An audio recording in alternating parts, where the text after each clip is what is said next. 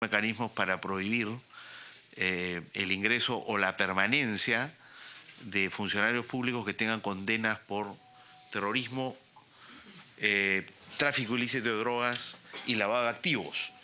Y nos recordaba el doctor Andía que en realidad en el pedido de facultades pasadas, el año 2016, ya se estableció la prohibición de que personas condenadas por corrupción, por delitos contra la administración pública, pudieran permanecer o regresar, digamos, incorporarse a la administración pública. Esta es una extensión de ese criterio.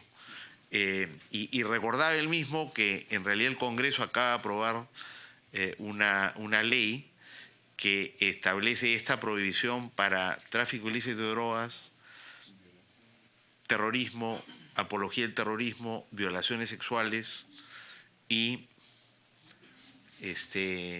no sé si algo más. Lo que quedó fuera fue el delito de lavado de activos, ¿no? Financiamiento, lavado de activos y financiamiento de terrorismo sí se aprobó, ¿no? Financiamiento de terrorismo se aprobó, lo único que quedó fuera fue lavado de activos. Usted decía que, digamos, si ya tenemos este proyecto de ley, buena parte de la iniciativa, salvo en lo referido al lavado de activos, sería innecesaria. Pero usted observaba que había algún problema desde el punto de vista técnico con la propuesta del... Sí, lo que pasa que... Si pudiera precisar esa observación. A ver, hay un punto en ese dictamen porque se establece que la rehabilitación no te permite igual, no te habilita, la rehabilitación automática del Código Penal no te habilita para trabajar en la función pública. Eso sí puede ser considerado inconstitucional, porque estás extendiendo la sanción penal. En cambio, la fórmula que escogimos en el 1295 te dice, estás rehabilitado, pero yo como Estado he puesto un requisito administrativo. Entonces, si vamos a los fines constitucionales de la pena, ese punto en específico, por ejemplo, es inconstitucional. Porque la pena tiene un fin resocializador, ¿no es cierto?, de rehabilitación, reintegración. Entonces, ponerlo expresamente que en estos casos la rehabilitación no te habilita, sí me parece que es inconstitucional. Además, se regula en una ley especial temas administrativos y penales, ¿no? O sea, eso es otro punto. La mejor solución, sí, creo yo, pero eso va a ser seguramente tema de discusión, sería hacerlo como se trabajó en el 1295 y es establecer un requisito adicional en las leyes de carrera a la función pública, todas las leyes que fueron como 5 las que modificamos, se establece este requisito, hasta el momento no ha sido objetado, no hay ningún tipo de acción de inconstitucionalidad o demás contra esa norma y además esa norma te dice de manera expresa que si está laborando y tiene este impedimento, debe ser cesado a través de un procedimiento y si se va a presentar, tienes ya este requisito. Servir está elaborando las listas de todas estas personas que tuvieran alguna sentencia. Entiendo que debería estar ya incluso a un nivel de convenio con el Poder Judicial, con el RENAJU, que es, digamos, la oficina que se encarga de todo lo que es el Registro Nacional del Registro de Condenados. Esa es otra observación a lo que ustedes aprobaron en el Congreso, y es que se da esta función al RENADESPLE. Pero RENADESPLE en verdad no tiene esa función. Yo lo sé de primera mano que RENADESPLE sí busca tener esa posibilidad de manejar absolutamente todo, pero quien tiene en realidad eso de primera mano es el Poder Judicial.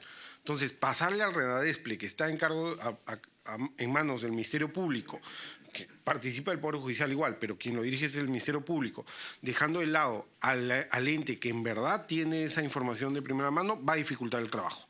Entonces, ¿ese registro sería el Registro Nacional de Sanciones contra Servidores Civiles? Que ya está establecido y que está a cargo de servir, pero con información directa del Poder Judicial, ¿no? Entonces, pero quizá, digamos, esa observación podría repararse por el lado de una observación del Ejecutivo sin, digamos, atacar el fondo Sí. de la ley que compartimos para que se corrija y no pueda ser cuestionada por inconstitucionalidad la norma, ¿no? En la medida en que no afecta el principio de que la persona que cumple su pena es en efecto rehabilitada, sino es un estándar que el Estado tiene derecho a establecer en relación a qué tipo de funcionarios o funcionarias quiere que trabajen para él. Muy bien, entonces, digamos, si fuera así, esto se resuelve por una vía distinta que las facultades, salvo en el extremo referido al lavado de activos, que mi opinión personal sería que sería saludable que se pudiera mantener, pero, en fin, eso ya lo tendrá que ver el Ejecutivo. Pero buena parte de esta norma ha sido ya legislada, de esta propuesta ha sido ya abordada por una iniciativa del Congreso. En efecto, salvo lo que usted indica y lo del Código Penal, que no está en lo que usted, en lo que el Congreso ha elaborado, nosotros sí haríamos una modificación directa al Código Penal para establecer la inhabilitación como pena principal.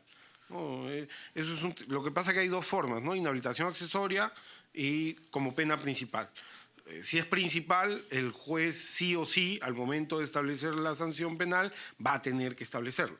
Mientras que si es accesoria, va a tener que hacer una evaluación si el hecho o las circunstancias ameritan este tipo de inhabilitación, ¿no? Entonces, eso creo que sí podría, no está en el proyecto de ley con dictamen que ha emitido el Congreso, con lo cual eso sí estaría, digamos, es otro extremo del proceso. Que no ha sido abordado. Lo que es la parte administrativa o el impedimento de ingresar a laborar, eso es algo que en principio ya el Ejecutivo ha dicho que no vamos a entrar a legislarlo, salvo que encontráramos algún vacío, ¿no? La idea es complementar, no queremos repetir o volver a legislar sobre algo que ya estaría, ¿no?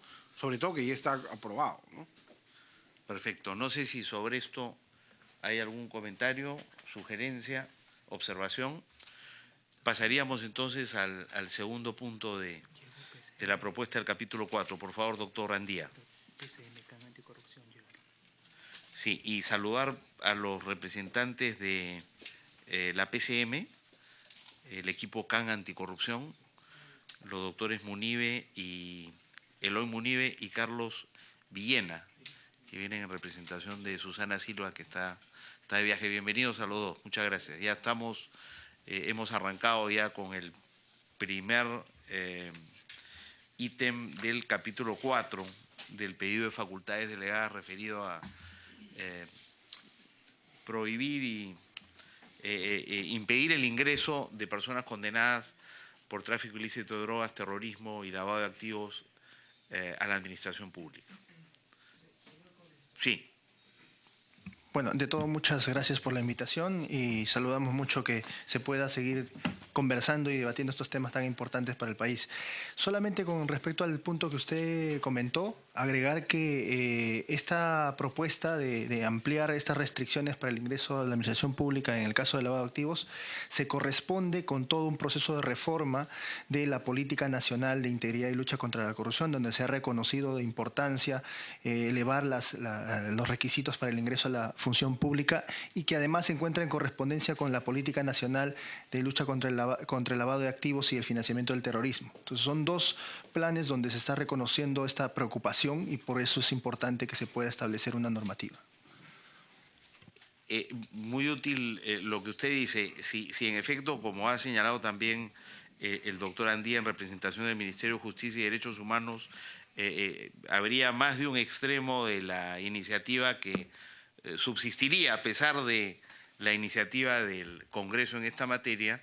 Sobre el lavado de activos habría que recordar, para que se tenga en cuenta al momento de fundamentar por qué es necesario esto, señalar algunas cosas. Acá se dijo que no valía la pena incluir lavado de activos porque, para empezar, no habían condenados por lavado de activos en el Perú todavía, que no habían criterios precisos para establecer en qué casos se configuraba el delito de lavado de activos, cosa que en realidad ha quedado salvado con el pronunciamiento de la Suprema, el pleno casatorio, ¿no?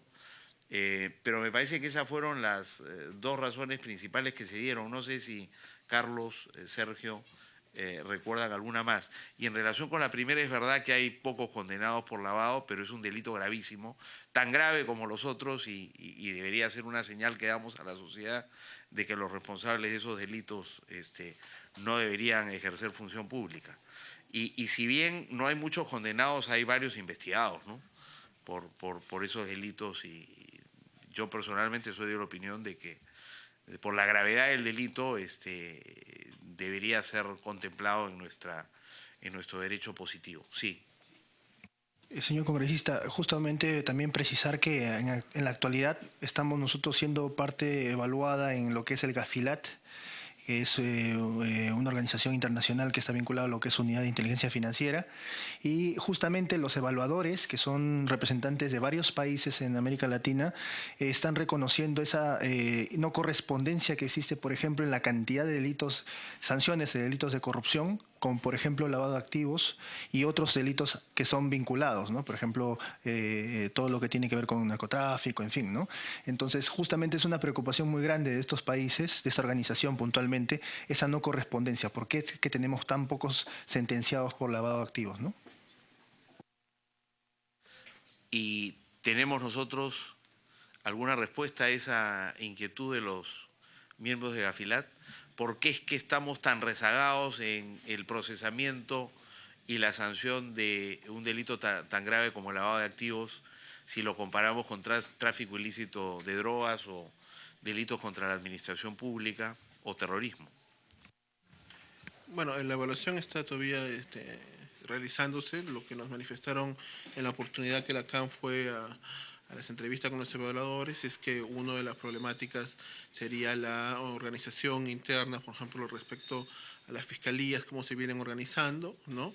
La demasiada especialización que existe para tocar temas separados como drogas, corrupción, diferentes delitos que están vinculados al lavado de activos, ¿no? Hay fiscalía de lavado de activos, hay fiscalía de criminalidad organizada, y esa problemática hace que de repente no haya una debida coordinación al momento de la investigación de este tipo de delitos, ¿no? Entonces ellos consideran que de repente habría que hacer alguna reforma al interior del Ministerio Público en ese sentido, a efectos de que los delitos que están vinculados al lavado de activos probablemente pues los temas de lavado sean asumidos por las mismas fiscalías, ¿no? Que están conociendo los delitos fuentes, ¿no?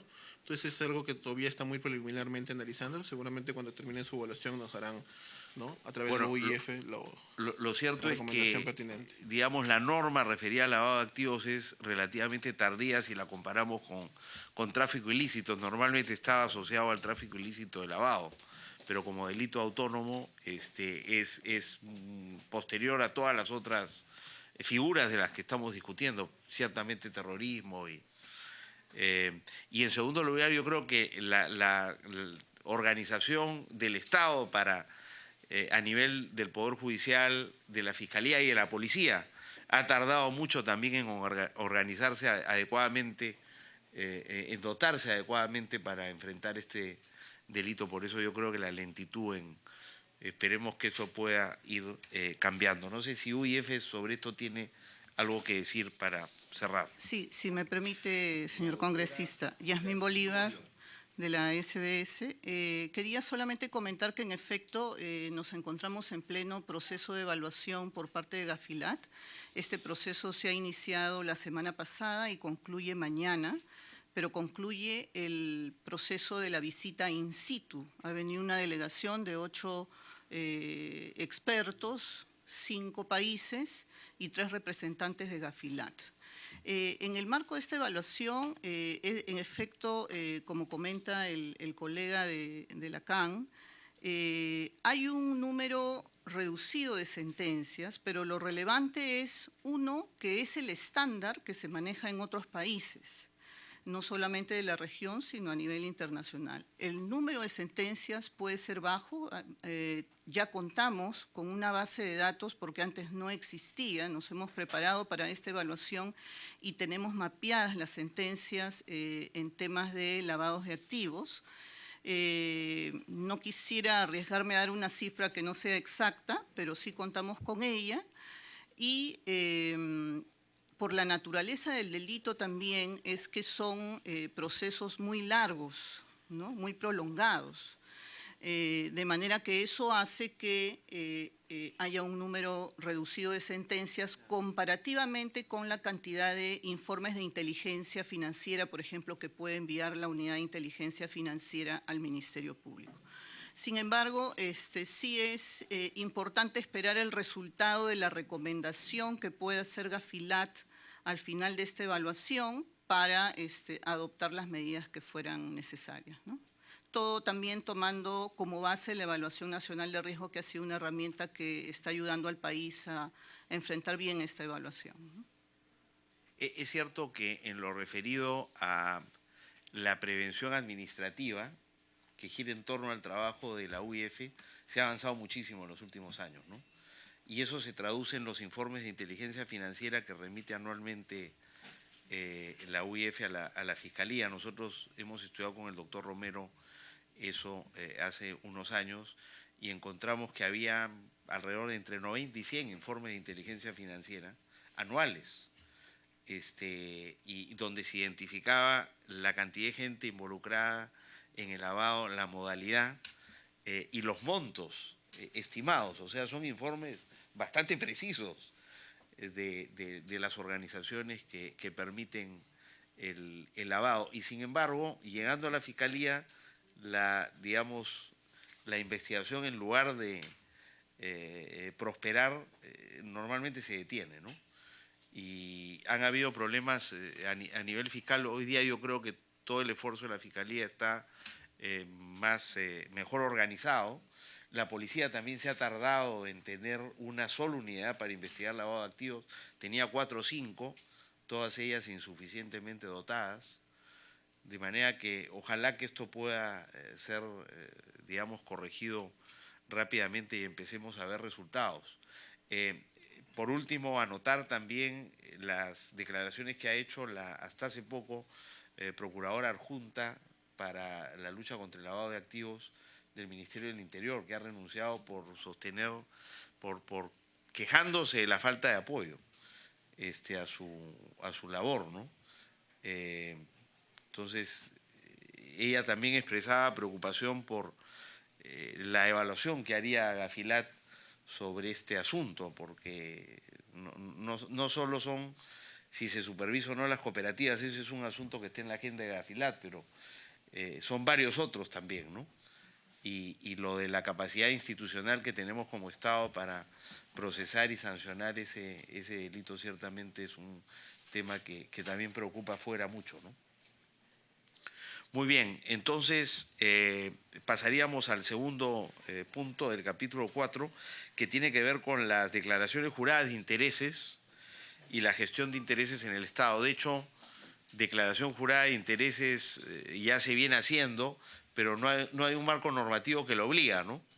Y en gestión de intereses también algo tenemos a nivel normativo. O sea que dejaría en el uso de la palabra al doctor Andía nuevamente para que haga la presentación.